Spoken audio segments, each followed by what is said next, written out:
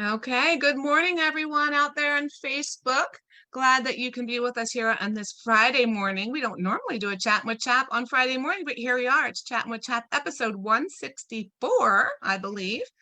And what do I always say? What time it is? It's 9:54 in the morning. And I'm your host, Ginger Wade. So I'm so glad that you could tune in with us today. We're going to talk about the Unsworn Declaration this morning, and lots of you have heard about it. I know you've seen my post. Many of you have commented on the post, and it's been shared around a lot, and there's lots of discussion about this form that's going on, and so we're going to talk about it a little bit this morning. But first, a few things I'd like to share with you. It's July 1st. Yay!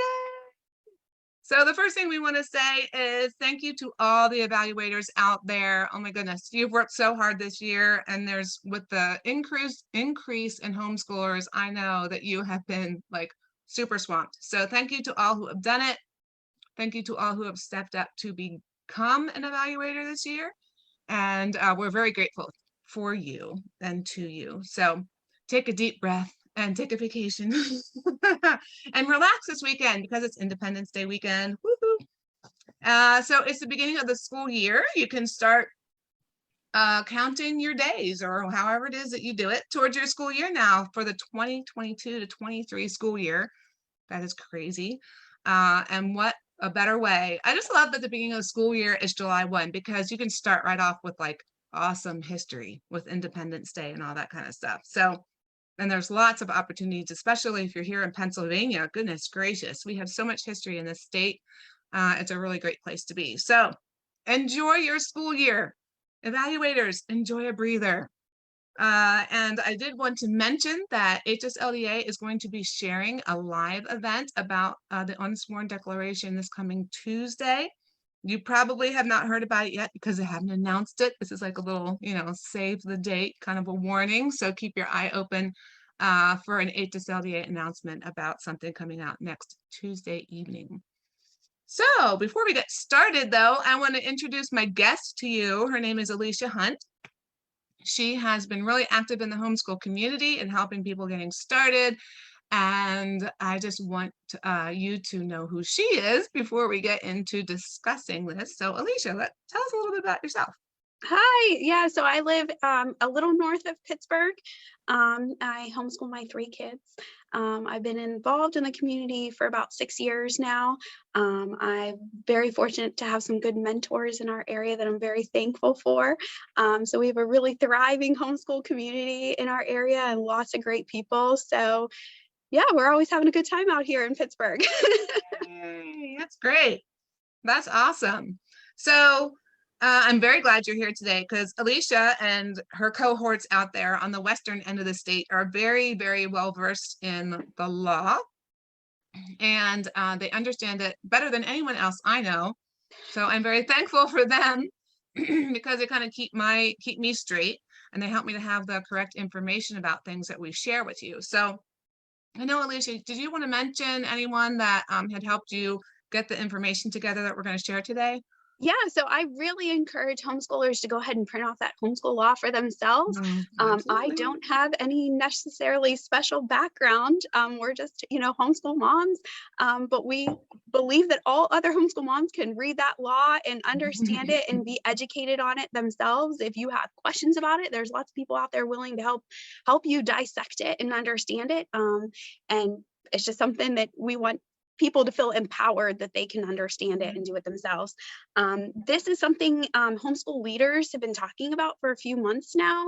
Mary Alice Newborn with FIA really kind of dug in there and consulted with some different lawyers and really pulled together all of the information to kind of get this ball rolling, as well as other homeschool leaders with well over 20 years of homeschooling experience.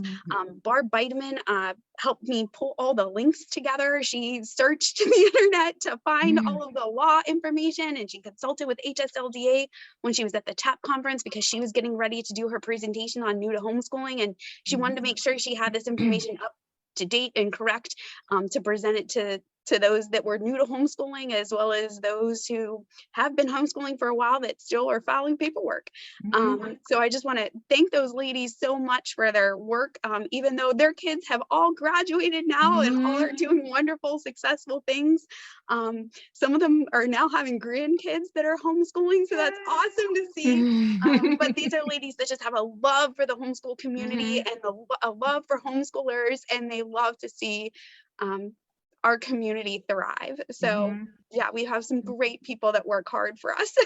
Yeah, I'm so very thankful for them because yeah, like I said, they bring a clarity to things and an understanding of things that sometimes it's hard for others of us like me to understand. We kind of get it kind of gets floaty around in our heads when we try to read this stuff. But I'm very thankful for anyone who explains things the way they do, and they're very clear and very helpful. So yeah, I'm grateful for that. And HSLDA too, they've been on top of responding to me personally with this issue. So yeah, we're just very thankful for all the support out there. So let's get down to it and talk about this unsworn declaration. What on earth? So first of all, this seems very abrupt. Like it came out of nowhere and all of a sudden there's this thing.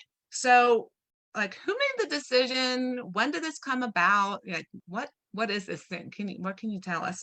Yeah, so Act 15, Section 62, was signed by Governor Wolf on April 20th, 2020. Now that's a little while ago, right? It is.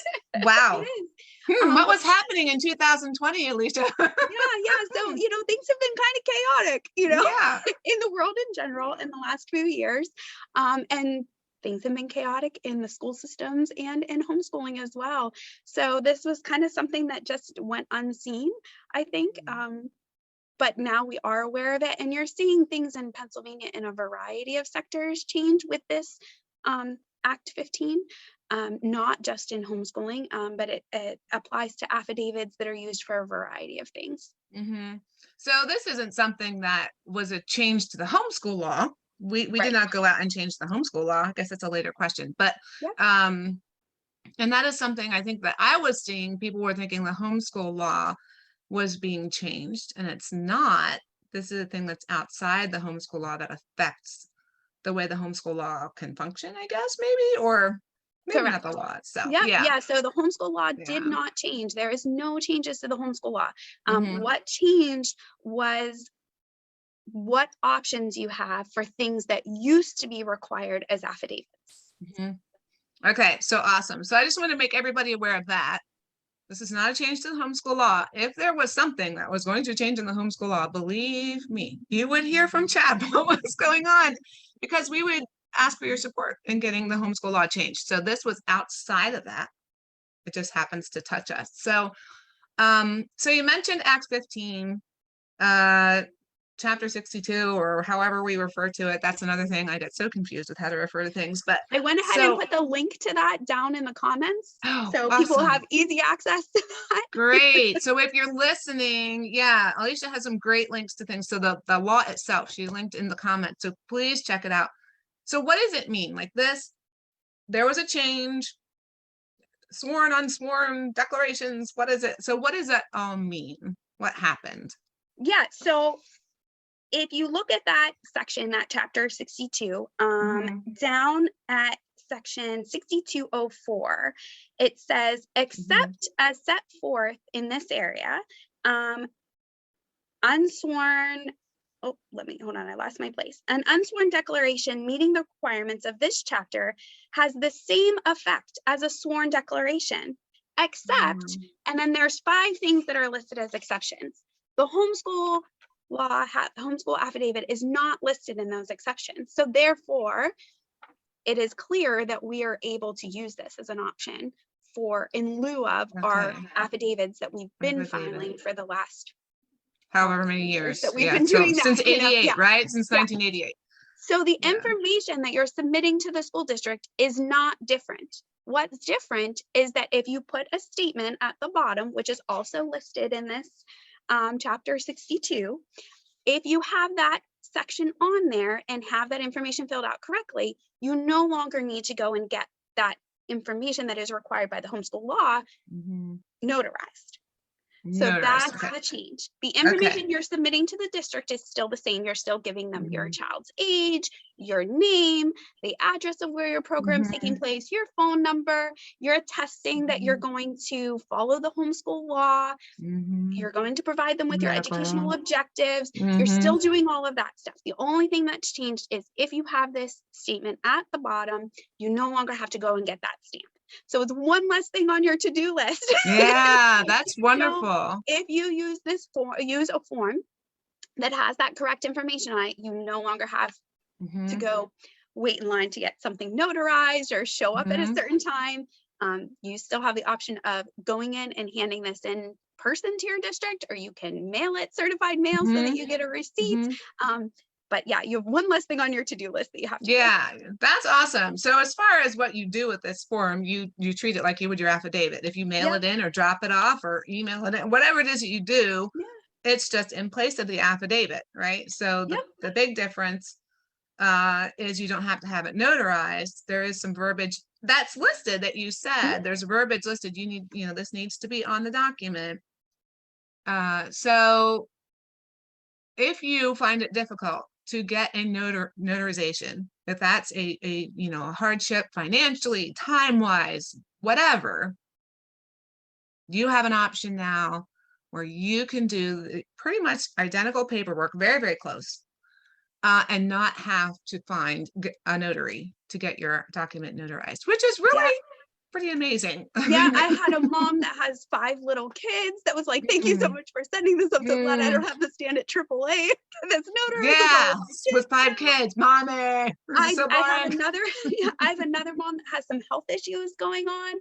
And she was super thankful not to have to, again, have another thing on her to-do list to do. So I know there's some people that, their best friend next door is a notary and it's like super easy for them to get things notarized, or maybe their evaluator's a notary, or maybe they have one of their representatives has an office down the street and they notarize for free. But Pennsylvania is a big state and the homeschool population is a really diverse population. Absolutely. So for some people that's super easy. And this is what's great is you have the option. You can still do the traditional notarized affidavit. That is still legal and meets the requirement, and you can absolutely do that.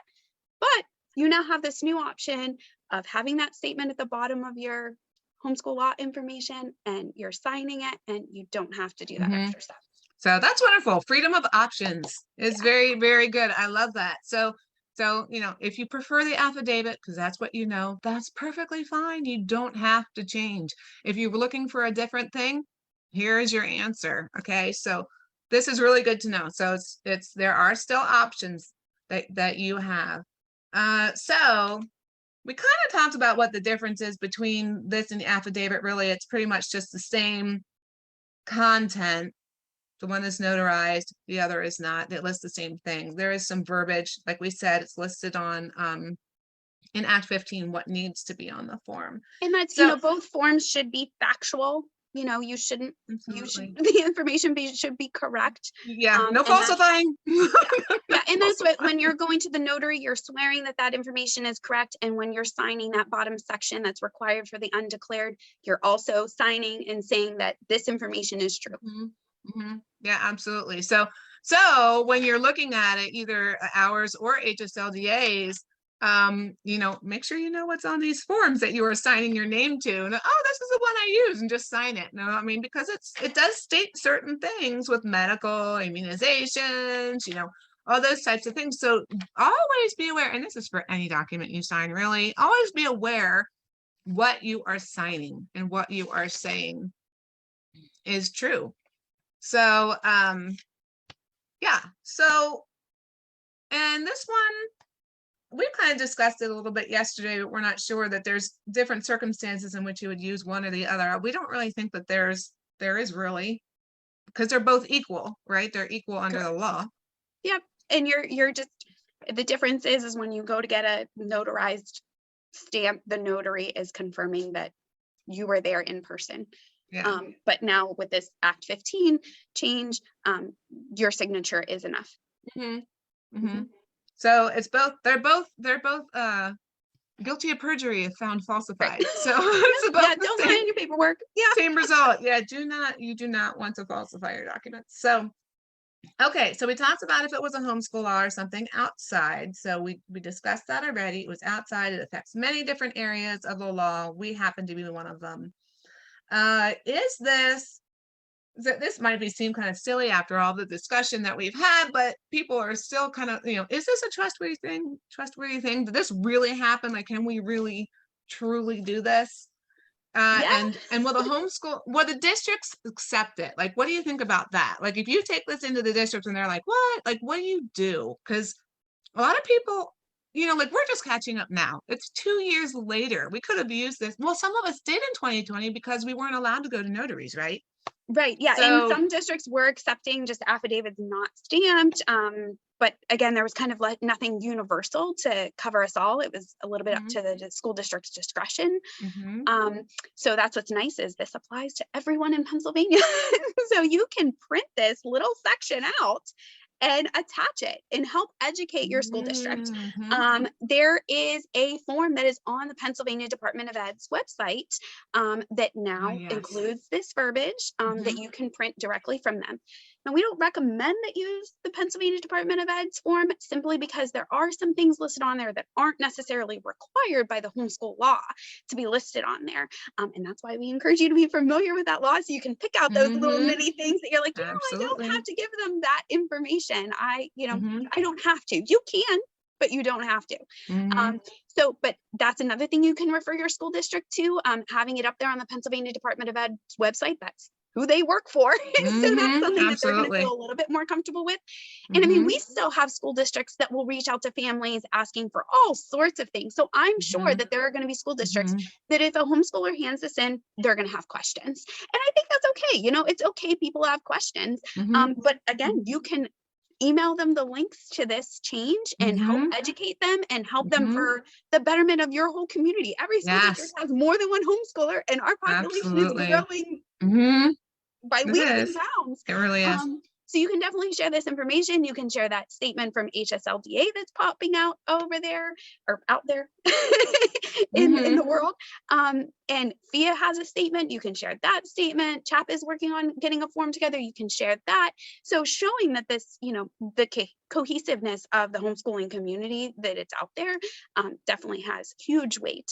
But yeah, I mean, I think in another 2 years, we won't even be talking about this. This is just what everybody will be doing. Again, it's one less thing to do on everybody's list. But new things are a challenge, right? We've seen the homeschool law, when we had the change in compulsory age, we're still answering questions about that. Absolutely. And being able to use evaluators instead of having to submit your portfolios to the district. We saw lots of questions about that, and we still answer questions about that. So yeah, the school districts might not be fully educated on this, but as a community, we can help share that information with them. Yeah, that's great. And I think it's so important for all of us out there, so especially, I mean, Alicia gave you the link. It's right there. You have the law right in your fingertips and you can take it in. I know one of you posted a comment on my previous post that said, my school district didn't accept it. Well, they probably weren't aware of it. So if you go in with this documentation, you can highlight it or just hand it to them and say, hey, look, this is the law and this is how it was changed. And this is why I can use this form. That is going to be, it's going to be helpful to you. It's going to be helpful to them because now they'll be able to respond to the next person who brings it in and be like, oh yeah, this is acceptable. So stand your ground, be confident because you know that this is an acceptable thing, and just share them and educate them. It's one of the things of being gracious with each other and understanding that we're all learning and we don't all know everything. So when someone else does have information that is helpful, to share it with someone who doesn't know the information, and then we can all benefit from that. So be a brave homeschooler, get out there and educate your school districts and stuff. And like Alicia said, I always encourage people to use forms from either CHAP, FIA, HSLDA, any of those groups. I would not go to your school district for forms simply because the public school law is different than the homeschool law. And sometimes school districts don't understand that. And it's not on purpose. It's just how it is, So it's our responsibility as the parents to know the homeschool law and make sure that we are following it, and then help educate others who may not understand it. And that's not just school districts, that's other families. I've run into plenty of families. I've helped explain the homeschool law to them. They're like, oh my word, that's not what I was ever taught. Or, why do I have to teach this every single year? I'm like, did you read the law? It doesn't say that. So, it's just helping each other out. It's just another way to help each other out and support the community. So yeah, I encourage you to go ahead and be an educator, not of just your kids, but of others too. Yeah, and give those school districts some grace. I mean, those administrators have been dealing with so much in the last 2 years. Absolutely. So we really are a blip on their radar, so like Yeah. we're just another thing on their to-do list. So they just honestly might not know. And that's, again, people in the homeschool community have to know that, we do have the homeschool law, and that is what we have to follow. But there are other things that impact us, and compulsory age change is a perfect example of that. The compulsory age, it says that we have to follow compulsory age, but in the homeschool law, it doesn't say what that is. So we have to then refer to another piece of law to get that information. And this is another example of this, where there's another piece that we now have to refer to. And that's where support groups are so important. We can't just rely on HSLDA. They are a fantastic organization, but they are a nationwide organization that's supporting homeschoolers all over the world, not even just the US, but all over the world. So that's why homeschool support groups in our state are so, so vital and so, so important, so that we can support each other and help each other and really build our community and be there for each other, so that not only for our own kids, but the future of homeschooling and the ability to homeschool for all kids. Absolutely. Absolutely. And you know what? It pops into my head here. We mentioned FIA a few times. What does that stand for? Some people might not know what that is. Or they might think that it's the financial assistance for college, and it's not that. What is that? So FIA is PHEA. So it's Pennsylvania Home Educators Association, I believe. I might have something off on that, but I'm pretty sure that's what it is. If you're new to homeschooling, there are all kinds of acronyms. There are. It's like the military. PDE is the Pennsylvania Department of Education. CHAP is the Christian Homeschool Association of Pennsylvania. There's all kinds of new lingo you have to learn. So absolutely. Yeah, it's it is like being in the military. There's just like acronym upon acronym. What are you talking about, right? So yeah, so if you ever don't know, when people are using those and you don't know what that means, ask. We've all been there.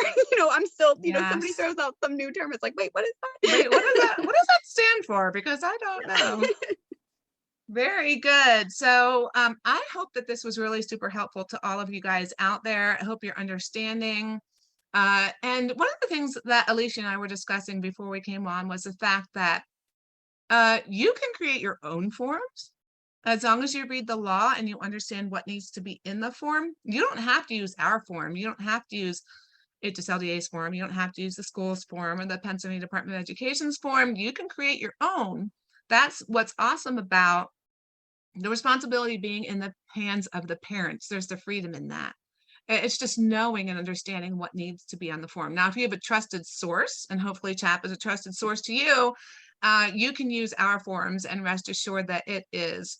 We do all that we absolutely can do to make sure that our stuff is according to the law. And we do update it from time to time because some things are updated, or we discover that some wording might not be quite, like it should be. So we do update things and make sure that things are up to par. So you don't have to use anyone else's forms, but you can. So it's just another part of the freedom of homeschooling to realize that you as a citizen have the right to create your own documentation for these types of things. So it's very interesting. I don't think we realize the types of freedoms that we have. We kind of give those things up a lot of times because we think someone else knows better or has a better design on things. But I don't know, it's a good learning opportunity, I think. Yeah, and that's something else I wanted to mention. A question I've got a lot is people have said, well, I've already submitted my notarized affidavit for this coming school year. Do I need to do this form as well? No. No. You do not need to do a second form. Yeah. And again, the notarized affidavit is still absolutely an option. But next year when you're filing, you can then make the choice, do I want to do this notarized affidavit, or do I want to do the undeclared or the unsworn declaration? And if you're new to homeschooling and you haven't filed yet, you can do that. And maybe we just want to cover the dates as far as when you do have to file. Yeah. If you're a returning homeschooler, you need to file by August 1st. If Mm-hmm. you're new to homeschooling, meaning you have not homeschooled yet at this point, you can file at any point. You just don't want your child to miss more than 3 school days, because then they face truancy issues. So you want to look at your school, your public school calendar, and see when's the first day of school, and you want to make sure that you file, before the 3rd day. Now, I don't recommend waiting until that last minute, but you do, you do have the opportunity of doing that. Or again, you can always, if your child is enrolled and you decide in mid-September you want to withdraw them and start homeschooling, you can do that. You want to withdraw in December, you can do that. You can start homeschooling at any point, and withdraw them. You want to file this paperwork first and then go ahead and withdraw them. But those are your dates to have. Absolutely. And moms, if you are returning homeschoolers, meaning that you homeschooled 2021 to 22, so many numbers. You don't have to have your by August 1st, but you can be homeschooling. You can start today homeschooling. You just have to make sure that your stuff is in to the office by August 1st. It's kind of like an assumed thing that you're going to continue.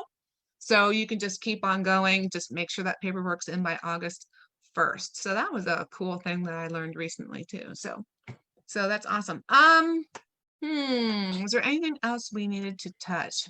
I think that's it. If anybody has other questions, go ahead and just drop them down in the comments, and we're happy to answer them and provide you the resources so you can answer your own questions. Yay! Yeah, we're really here. CHAP is here to empower and equip people, and we're happy to equip you with how to find the answers for yourself. Absolutely. And you know what? CHAP we are working on our form. And we will be posting it out on homeschoolpennsylvania.org when it is ready. Now, I will have all kinds of Facebook posts, e-news posts. We will have it out there when it is ready. So it's not going to be ready tomorrow. I will tell you that. It's going to take a little bit of time for us to get all our ducks in a row. But like Alicia said, if you want to get your paperwork in or it's already in, go ahead, use the affidavit this year. This will be ready and waiting for you. And we want to make sure we have, all our I's dotted and our T's crossed and have it just right for you. So that's why we're not going to rush through getting the form out there, but we want to make sure that we have something available to you. So it will be on homeschoolpennsylvania.org, O-R-G. So you're going to want to check that out. And if you're not on CHAP's e-news, you can go to chaponline.com under contact, I believe, and subscribe to the e-news. You can also go into resources and subscribe to e-news. There's multiple ways to do it, but I highly suggest that because that is where we put out all of our information. I mean, convention, conferences that were happening, things like this that are coming out, things that are important for you to know. We get it out there that way. So thanks for tuning in today. Hopefully this was really super helpful. I'm very grateful to Alicia and Barb and Mary Alice and all those people who have put all the background time into it. This stuff that we're putting together is it's got links so you know what's going on, the documentation we're putting together. So it's so helpful because then you know where it's coming from. The people you're giving this to know where it's coming from. And everybody has the information right there so they know that they've got their ducks in a row. So anything else you want to share, Alicia, or? No, that's it. I hope everybody's having a great summer and enjoying this wonderful weather we're having. Yeah. So awesome. So I hope everybody has a great 4th of July weekend. I always like to call it Independence Day weekend because call it what it is. It's our Independence Day, right? So celebrate Independence Day. Say a prayer of thanks to God for this awesome country that we live in. I don't know, go to a reenactment, learn a thing or two about Independence Day that you might not have known, or just dress up in colonial clothes and sit in a really hot, stuffy room so you can feel what it was like. Oh, and if you were at convention, I was chuckling because the air conditioner broke in the Pennsylvania room and it had these huge plate glass windows that would not open. And we're sitting in there and I'm thinking, oh, this is a continental convention. We're sitting there And it was like very like realistic. I don't know. Maybe it was or maybe it wasn't. I was certainly not in Victorian clothes, so I don't know. But go experience what things might have been like. And then I don't know. This is a great fun way to learn history. So anyway, enjoy your weekend. Thanks for tuning in, and we will see you in a week or two when I do the next Chat with Chat. All right, take care, everybody. Bye.